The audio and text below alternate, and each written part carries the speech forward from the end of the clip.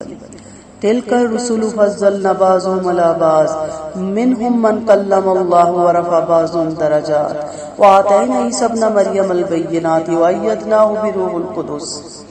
یہ وہ انبیاء ہیں جن میں سے ہم نے بعض کو بعض پر برتری دی، ان میں سے کسی سے اللہ نے باتیں کی، کسی کے مراتب بلند فرمائے، اور ہم نے عیسیٰ بن مریم کو غالب معجزے دیے اور انہیں پاک روح سے قوت بخشی، اور اگر اللہ چاہتا تو بعد میں آنے والے اپنے پاس کھلے کھلے دلائل آ جانے کے بعد بھی مختلف نہ ہوتے، لیکن وہ مختلف ہو گئے، پھر کچھ تو ان میں سے ایمان لے آئے اور کچھ کافر ہی رہے، اور اگر اللہ چاہتا تو آپس میں نہ لڑتے، لیکن اللہ جو چاہتا ہے وہ کرتا ہے۔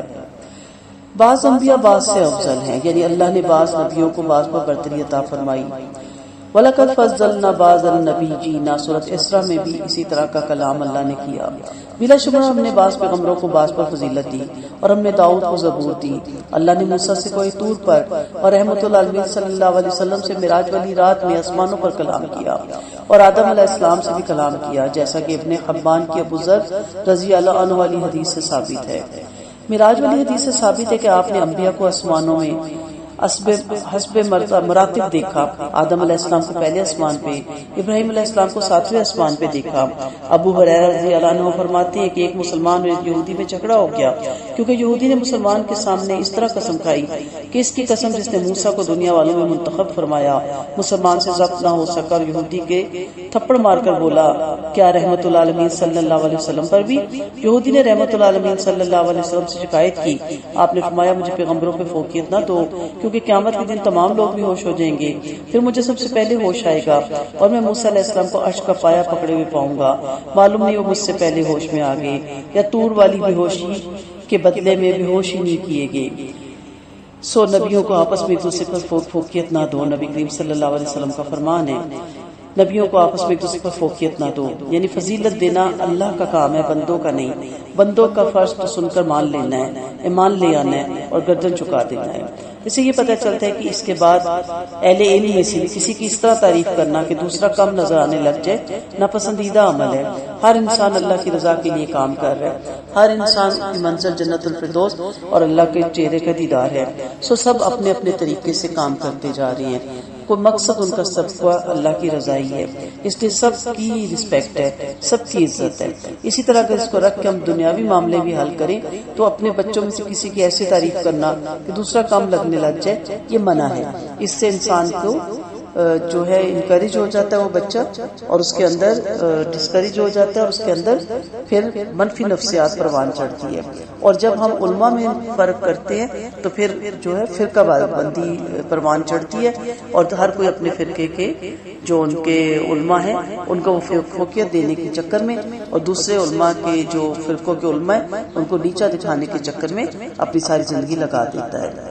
عیسیٰ علیہ السلام کے نبی اور بشر، عیسیٰ علیہ السلام اللہ کے نبی اور بشر ہیں۔ سو جو کچھ بھی اس میں اختلاف آ رہا ہے، جو کچھ بھی بات میں اختلاف پیدا ہوا، ان سب کے بارے میں اللہ تعالیٰ چاہ رہے ہیں کہ وَلَوْ شَاءَ اللَّهُ مَا اقْتَتَلَ الَّذِينَ مِن بَعْدِهِم مَّا جَاءَتْهُمُ الْبَيِّنَاتُ، اور اگر اللہ تعالیٰ چاہے تو بالکل یہ آپس میں نہ لڑیں جبکہ ان کے پاس روشن دلائل آ گئی، تو کیا نعوذ باللہ اللہ یہ چاہتا ہے کہ لڑیں؟ اللہ نے آپ کو اختیار دیا، آپ کو ارادہ دیا۔ اللہ کی چاہت تو یہی ہے کہ آپ ایمان لائیں، لیکن انسان اپنے ارادے اور اختیار کا غلط استعمال کرتا ہے۔ فَمِنْهُم مَّنْ آمَنَ وَمِنْهُم مَّنْ كَفَرَ، کوئی اس میں سے مان جاتا ہے اور کوئی اس میں سے انکار کر دیتا ہے۔ پھر کہا وَلَوْ شَاءَ اللَّهُ مَا اقْتَتَلُوا، اللہ کی چاہت یہی ہے، اللہ چاہے تو پکڑ کے سب کو سیدھے راستے پہ چلا دے۔ وَلَٰكِنَّ اللَّهَ يَفْعَلُ مَا يُرِيدُ، لیکن اللہ نے آپ کو ارادہ اور اختیار دیا ہے، اب آپ کی مرضی کہ آپ کس طرح اپنی زندگی کو کس نج پہ لے کے جاتے ہیں۔ یا ایھا الذین آمنوا انفقوا مما رزقناکم من قبل ان یأتی یوم لا بیع فیہ ولا خلۃ ولا شفاعۃ وللکافرون هم الظالمون۔ اے ایمان والو، ہماری دی ہوئی روزی میں سے اس دن سے پہلے پہلے خرچ کر لو جس میں نہ معاملہ بیع کا ہوگا، نہ دوستی کا ہوگا، نہ شفاعت ہوگی، اور کافر ہی ظالم ہے۔ یعنی جو کچھ تمہارے پاس مال ہے ہمارا ہی دیا ہوا ہے، اس لیے اس میں سے اللہ کی راہ میں جو خیر و بھلائی کی راہ ہے خرچ کرو، تاکہ ثواب کا ذخیرہ تمہارے رب اور آقا کے پاس جمع ہو جائے اور آخرت میں کام آئے۔ اس آیت سے پتہ چلتا ہے خرچ کرنے میں جلدی کی جائے، کل پہ نہ ٹالا جائے۔ اللہ تعالیٰ کا فرمان ہے تمہیں اپنی زندگی میں خرچ کرنے میں جلدی کرنی چاہیے اور قیامت یعنی موت سے پہلے پہلے خرچ کر ڈالنا چاہیے، کیونکہ قیامت کے دن نہ تو خرید و فروخت ہوگی کہ کچھ دے دلا کر جان چھڑا لی جائے، نہ فدیہ دے کر جان چھڑائی جا سکے گی، اگرچہ زمین کا تباہ بھر کر سونا کیوں نہ پیش کر دیا جائے، اور نہ ہی اس روز دوستی کام آئے گی اور نہ ہی رشتہ داری۔ اللہ لا الہ الا هو الحی القیوم لا تأخذه سنة ولا نوم له ما في السماوات وما في الأرض من ذا الذي يشفع عنده إلا بإذنه يعلم ما بين أيديهم وما خلفهم ولا يحيطون بشيء من علمه إلا بما شاء وسع كرسيه السماوات والأرض ولا يؤوده حفظهما وهو العلي العظيم۔ اللہ کے سوا کوئی حقدار عبادت نہیں۔ آیت الکرسی کا یہاں سے بیان ہو رہا ہے وہ زندہ ہے، وہ سنبھالنے والا ہے، اسے نہ اونگ آتی ہے اور نہ نیند۔ آسمان و زمین میں جو کچھ ہے سب اسی کا ہے۔ کون ہے جو اس کی اجازت کے بغیر اللہ کے پاس سفارش کر سکے؟ جو کچھ لوگوں کے آگے اور پیچھے ہے وہ سب جانتا ہے۔ لوگ اس کے علم کو گھیر نہیں سکتے مگر جتنا اس سے منظور ہو۔ اس کی کرسی آسمان و زمین سے بھی زیادہ وسیع ہے اور آسمان و زمین کی نگرانی سے تھکاتی نہیں۔ وہ بلند ہے، وہ برتر ہے اور بڑی عظمت والا ہے۔ اس آیت میں اس کا نام آیت الکرسی ہے جس کی بڑی فضیلت آتی ہے۔ قرآن میں سب آیتوں سے زیادہ فضیلت والی یہی آیت ہے۔ ایک دفعہ رحمت اللہ علیہ صلی اللہ علیہ وسلم نے ابی بن کعب سے پوچھا کہ اللہ کی کتاب میں کون سی آیت سب سے زیادہ عظمت والی ہے؟ بولے اللہ اس کا حضور خوب جانتا ہے، مگر آپ بار بار یہی پوچھتے رہے۔ آخر ابی رضی اللہ عنہ بولے عظمت والی آیت آیت الکرسی ہے۔ ابو منذر نبی کریم صلی اللہ علیہ وسلم نے کہا ابو منذر تمہیں تمہارا علم مبارک ہو، اس کی قسم جس کے ہاتھ میں میری جان ہے، آیت الکرسی کی زبان بھی ہوگی اور اونٹ بھی ہوں گے اور یہ عرش کے پائے کے پاس مالک عرش بری کے تقدیس بیان کرتی ہوگی۔ مسلم کی روایت میں قسم والا جو فکرہ نہیں آتا۔ ابن بن کعب فرماتے ہیں میرے پاس کھجوروں کا ڈھیر تھا اور میں ان کی دیکھ بھال میں خوب لگا رہتا تھا، مگر کھجوریں دن بدن گھٹتی جا رہی تھی۔ ایک دن میں چپ چھپا کے تاک میں بیٹھ گیا، کیا دیکھتا ہوں کہ جانور اور شیار بچے کے روپ میں ظاہر ہوتا ہے۔ میں اسے سلام کرتا ہوں، اسلام کا جواب دیتا ہے۔ پوچھتا ہوں تو جن ہے یا انسان؟ کہتا ہے میں جن ہوں۔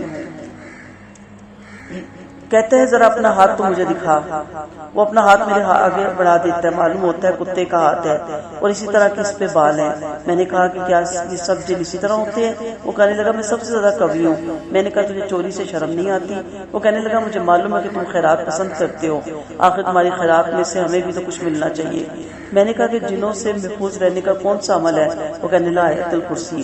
صبح کو میں نے رحمت اللہ علیہ سے سارا ماجرا بیان کیا تو فرمایا خبیث نے بات صحیح بتا دی۔ اس سے ملتی جلتی بہت سی حدیثیں ہمیں حدیث کی کتابوں میں ملتی ہیں۔ آیت الکرسی میں اسم اعظم ہے، اللہ کے رسول صلی اللہ علیہ وسلم کا فرمان ہے۔ ان دونوں آیتوں میں اسم اعظم ہے اللہ لا الہ الا هو الحی القیوم، اور دوسری الف لام میم اللہ لا الہ الا هو الحی القیوم۔ اللہ کا نام اسم اعظم جسے پڑھ کر جس وقت بھی دعا کی جائے دعا ضرور قبول ہوتی ہے۔ ان 3 صورتوں میں ہے، سورۃ بقرہ 250 آیت، آل عمران 1 اور 3 اور سورۃ طٰ 101۔ یہ بہت سے حدیثوں سے یہ ثابت ہے کہ اس کے اندر اسم اعظم پائی جاتی ہیں۔ فرائض کے بعد آیت الکرسی پڑھنے کی بہت فضیلت ہے۔ اللہ کے رسول صلی اللہ علیہ وسلم نے فرمایا جو ہر فرض نماز کے بعد آیت الکرسی پڑھ لیتا ہے اسے جنت میں جانے سے موت کے علاوہ کوئی چیز نہیں روکتی۔ نسائی کی یہ روایت ہے۔ آیت الکرسی کے 10 کلمے ہیں۔ اللہ کے سوا پہلا کلمہ اللہ کے سوا کوئی حقدار عبادت نہیں، تمام مخلوق تمام مخلوق کا اللہ ہی سچا معبود ہے اور تنہا ہے، اس کے سوا کسی میں بھی معبودیت کی صلاحیت نہیں۔ اور دوسرا اللہ اپنی ذاتی حیثیت سے ہمیشہ سے اور ہمیشہ رہے گا، اس میں ازلی اور ابدی حیات ہے، دوسروں کو سنبھالنے والا ہے، قائم رکھنے والا ہے، ان کی دیکھ بھال کرنے والا ہے۔ اور تیسرا اللہ کو نہ اونگ آتی ہے نہ نیند، یعنی اللہ پر بے خبری کی یا عدم توجہ کی یا کسی قسم کے نقص کی کوئی سی بھی حالت طاری نہیں ہوتی، بلکہ اس کا علم ہر شخص پر اس کے عملوں کے ساتھ قائم رہتا ہے اور ہر چیز اس پر عیاں ہے۔ اس کی نگاہ سے کوئی چیز چھپی بھی نہیں ہوتی اور اس سے کوئی راز پوشیدہ نہیں، ہر چیز اس کے سامنے ہے، نہ اسے اونگ آتی ہے نہ اسے نیند آتی ہے، لہذا اللہ ہر وقت بیدار ہے۔ نیند تو نیند، اسے اونگ بھی نہیں آتی۔ چوتھے نمبر پہ آسمان و زمین میں اللہ کی بادشاہت ہے، کل کائنات اسی کے مملوک ہے اور سب اسی کے غلام ہیں، اسی کے بندے ہیں اور اسی کے تصرف اور اختیار میں ہیں۔ 5ویں نمبر پہ اللہ کی بارگاہ عظمت میں اس کی عظمت کا بیان کیا جا رہا ہے کہ اجازت کے بغیر کوئی لفظ شفاعت نہ لا سکے گا. ہر انسان اس کے آگے خاموش کھڑے ہوں گے، ایون کے جن بھی اور فرشتے بھی ان کے سامنے بالکل نہیں بول سکیں گے. نمبر 6، اللہ ماضی اور مستقبل کی تمام باتوں سے واقف ہے. اس کے علم کے گھیرے میں تمام کائنات گھیری ہوئی ہے، وہ گزر چکی ہو، موجودہ ہو یا مستقبل میں آنے والی ہو. اور 7واں، کوئی اللہ کی مشیت کے بغیر اس کے علم میں سے کچھ بھی نہیں لے سکتا اور نہ کوئی اس کے علم کا احاطہ کر سکتا ہے، یعنی کوئی اللہ کے ذرا سے علم سے بھی واقف نہیں ہو سکتا سوائے اس علم کے جس سے اس نے اسے آگاہ کر دیا ہو. یا اللہ کی ذات اور صفات کے علم سے کوئی ذرا برابر بھی واقف نہیں ہوگا مگر اس قدر واقف ہو سکتا ہے جس قدر خود اس نے کسی کو آگاہ کر دیا ہو. پھر 8واں، اللہ کی کرسی زمین اور آسمان سے وسیع ہے. ابن عباس رضی اللہ عنہ فرماتے ہیں اگر 7 زمینیں اور 7 آسمان پھیلا کر ملا دیے جائیں تو کرسی کے مقابلے میں اس طرح ہوں گی جیسے ایک بڑے میدان میں کوئی حلقہ پڑا ہو. اللہ کے رسول صلی اللہ علیہ وسلم نے فرمایا کرسی کے مقابلے میں 7 آسمان ایسے جیسے کسی ڈھال میں 7 دھرم پڑے ہوں. پھر جو اس کا آگے اسی کے بارے میں آپ صلی اللہ علیہ وسلم کا فرمان ہے، ابن جریر کی روایت ہے، عرش کے مقابلے میں کرسی ٹھیک لوہے کے ایک حلقے کی طرح ہے جو کسی بڑے میدان میں ڈال دیا گیا ہو. آپ کا فرمان ہے، اس کی قسم جس کے ہاتھ میں میری جان ہے، 7 آسمان اور 7 زمینیں کرسی کے مقابلے میں محض اس حلقے کی طرح جو کسی میدان میں ڈال دیا گیا ہو، اور اس کرسی پر عرش کو ایسی فضیلت ہے جیسے اس حلقے پر میدان تھا. 9واں جو اس میں آتا ہے جملہ، اللہ کو آسمان و زمین کی نگرانی تک آتی نہیں بلکہ اللہ کے لیے انتہائی آسان ہے. اللہ ہر شخص کے اعمال کا نگران ہے، تمام چیزیں اس کے سامنے ہیں، کوئی بات اس سے چھپی ہوئی نہیں اور نہ چھپ سکتی ہے. اللہ کے سامنے سب حقیر اور ذلیل ہیں، سب محتاج ہیں، سب اسی کے در کے فقیر ہے. اس سے کوئی کسی وقت بھی بے نیاز نہیں. ہاں وہ سب سے ہر وقت بے نیاز ہے، ہم وقت تعریف اور تصیف کا حقدار ہے، ہر کام پر لائق حمد و ثنا ہے، جو چاہتا ہے کرتا ہے، اس کے فعل پر کوئی دم مارنے والا نہیں. اور اللہ ہر ایک کے اعمال سے قیامت کے دن باز پوچھ کرنے والا ہے. اللہ ہر چیز پر غالب اور محیط ہے، سب کا نگران ہے، بلند اور برتر ہے اور بڑی عظمت والا ہے. نہ اس کے سوا کوئی حقدار عبادت ہے نہ حقدار ربوبیت. 10واں جملہ، یعنی اللہ بڑی بلندی اور بڑی عظمت والا ہے. فرمایا عالم الغیب والشہادہ، اللہ چھپی کھلی باتوں کا علم رکھتا ہے، وہ بہت بڑا انتہائی بلند ہے. ان آیتوں میں اور ان کے ہم معنی صحیح حدیثوں میں بہترین طریقہ سلف کا ہے. کیفیت تشبیہات کے بغیر ان پر ایمان لے آؤ اور ان کی کیفیت کو خریدا نہ کرو اور اللہ کو تشبیہ سے منزہ سمجھو. لا اکراہ فی الدین قد تبین الرشد من الغی فمن یکفر بالطاغوت ویؤمن باللہ فقد استمسک بالعروۃ الوثقی لا انفصام لها واللہ سمیع علیم. دین میں جبر نہیں، ہدایت گمراہی سے ممتاز ہے. پھر جو شخص طاغوت کو نہ مانے اور اللہ پر ایمان لے آئے اس نے ایک مضبوط کڑا مضبوطی سے تھام لیا، ٹوٹنے والا نہیں، اور اللہ خوب سننے والا اور خوب جاننے والا ہے. اسلام میں جبر نہیں، یعنی اسلام کے لیے کسی کو مجبور آپ نہیں کر سکتے. اسلام خود صاف ہے، کھلا ہے، روشن ہے، اس کے دلائل پکے اور معقول ہے اور اس کا محتاج نہیں کہ اس کے لیے کسی پر جبر کیا جائے، بلکہ اللہ جسے اسلام کی ہدایت فرماتا ہے اس کا سینہ اس کے لیے کھول دیتا ہے. پھر فرمایا یہ ایسا مضبوط کڑا ہے جو ٹوٹے اور نہ چھوٹے، یعنی دین کا قوی ترین سبب توحید اختیار کیا جائے. دین کو مضبوط کڑے سے تشبیہ کی گئی، جسے مضبوط کڑا بے خوف ہو کر پکڑ لیا جاتا ہے کیونکہ اس کے ٹوٹنے کا ڈر نہیں ہوتا. اسی طرح توحید بھی بے خوف ہو کر قبول کر لی جائے اور آپ میں گمراہی کا ڈر نہیں، اور بھی پکڑا بھی اس قدر مضبوط کہ اب ہاتھ ہی شانے سے جدا ہو جائے تو بھی یہ کڑا نہ چھوٹے. محمد بن قیس فرماتے ہیں مسجد نبوی میں تھا کہ اتنے میں ایک شخص آتا ہے، چہرے سے اثار خشوع و خضوع واضح تھے اور وہ مختصر رکھتے پڑتا ہے اور لوگ کہتے ہیں کہ جنتی ہے. پھر جب وہ مسجد سے باہر آتا ہے تو میں اس کے پیچھے پیچھے ہو لیتا ہوں، آخر وہ اپنے گھر میں داخل ہو جاتا ہے، میں بھی اس کے پیچھے پیچھے گھر میں چلا جاتا ہوں اور اس سے ادھر ادھر کی باتیں کرنے لگتا ہوں. جب وہ مانوس ہو جاتا تو میں کہتا ہوں جب آپ مسجد میں تشریف لے گئے تھے تو لوگ آپ کو جنتی کہہ رہے تھے، فرماتے ہیں سبحان اللہ، کسی پر بلا علم کے حکم لگانا لائق نہیں. میں تمہیں ان کے اس کہنے کی وجہ سے بتاتا ہوں.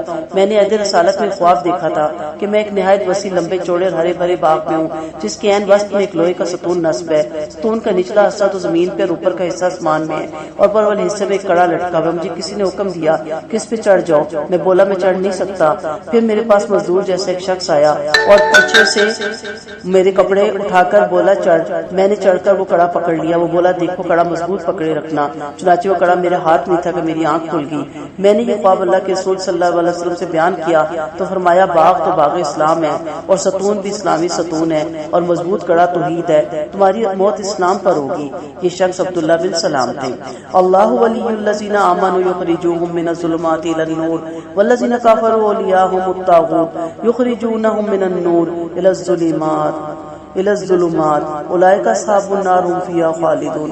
اللہ ایمان والوں کا دوست ہے جو انہیں تاریکیوں سے روشنی کی طرف نکال کر لاتا ہے، اور جو کافر ہیں ان کے دوست شیطان ہیں جو انہیں روشنیوں سے تاریکیوں کی طرف نکال کر لاتے ہیں. یہی جہنمی ہے جو ہمیشہ اس میں رہیں گے.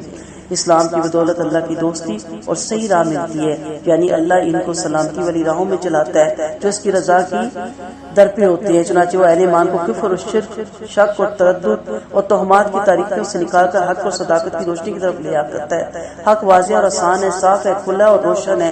اس کے برعکس کافروں کے دوست شیطان ہی ہیں جو ان کو جہالتوں میں، گمراہیوں میں اور تہمات میں خوبصورت شکلوں میں ان کے سامنے لاتے ہیں اور انہیں راہ حق سے ہٹا کر کفر اور قصد کی طرف لے جاتے ہیں. الم تر الی الذین حاج ابراہیم فی ربہ ان آتاہ اللہ الملک اذ قال ابراہیم ربی الذی یحیی ویمیت قال انا احیی ویمیت قال ابراہیم فإن اللہ یأتی بالشمس بالمشرق فأتی بها من المغرب فبہت الذی کفر واللہ لا یہدی القوم الظالمین. کیا آپ نے وہ شخص نہیں دیکھا جس نے ابراہیم سے ان کے رب کے بارے میں اس وجہ سے کہ اللہ نے اسے ملک دے رکھا تھا جھگڑا کیا؟ جب ابراہیم نے کہا میرا رب وہ ہے جو پیدا کرتا اور مارتا ہے، بولا میں بھی زندہ کرتا اور مار دیتا ہوں. ابراہیم نے کہا اللہ مشرق سے سورج نکالتا ہے تو اسے مغرب سے نکال. اس پر وہ کافر ہکا بکا رہ گیا اور اللہ ظالموں کو ہدایت نہیں دیتا. ابراہیم علیہ السلام کہہ سکتے تھے کہ میں جو تو نے مارا اس کو زندہ کر دے، لیکن اصل مقصد اس کو لاجواب نہیں کرنا تھا. اصل مقصد اس کو دلائل سے مائل کرنا تھا، قائل کرنا تھا.